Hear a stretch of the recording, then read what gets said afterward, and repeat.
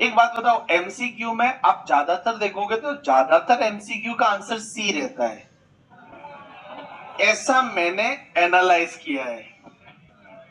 आप अगर कोई भी रैंडम बेसिस पे 5000 एमसीक्यू ले लो और आप 5000 एमसीक्यू के आंसर देख लो, सी आंसर रहने के चांस ज्यादा है। क्यों ऐसा? क्योंकि एग्जामिनर जब कोई एमसीक्यू बनाता है तो वो देखता है कि पहले आंसर तो पहले ही ए में तो सही नहीं देगा, वो वहां तो दिमाग लगाने के लिए बोलेगा।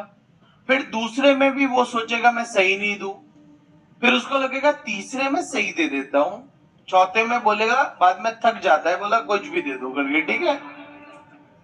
तो साइकोलॉजिकली मुझे ये लगता है कि सी वाला जो आंसर है वो मोस्टली एमसीक्यूज में हो सकता है।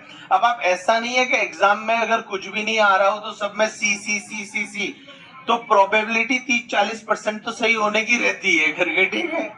तो जैसे बाकी एमसी आपको लगता होगा 25% प्रोबेबिलिटी सी की रहती है, नहीं, मुझे ये लगता है सी की प्रोबेबिलिटी 35% रहती है, बाकी 65% ए बी और डी की रहती है। बोलोगे कौन सा लॉजिक था ये सर?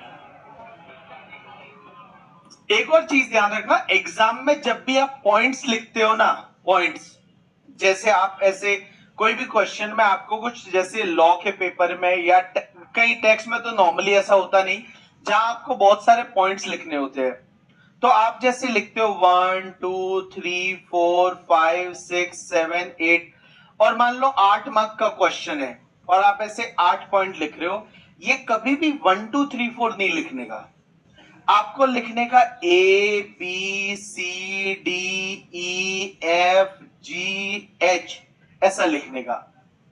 इससे फायदा क्या होता है कि जैसे मान लो 8 मार्क का क्वेश्चन है और आपने 7 पॉइंट लिखे हैं, तो आपको एग्जामिनर कितने मार्क्स देगा? 7 मार्क्स देगा।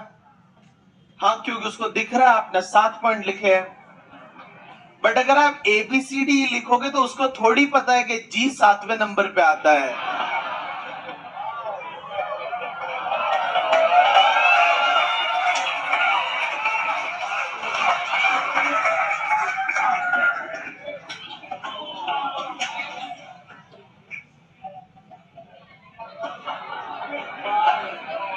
तो हो सकता है आपको 8 मार्क्स मिल जाए 8 में से।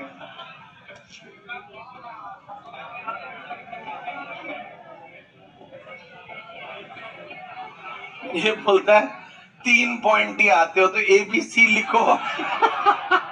एग्जामिनर को पता चल ही जाएगा, देखते 3 ही लिखे हैं तुमने, ठीक है। अब 3 ही आ रहे हैं तो भाई कुछ नहीं हो सकता।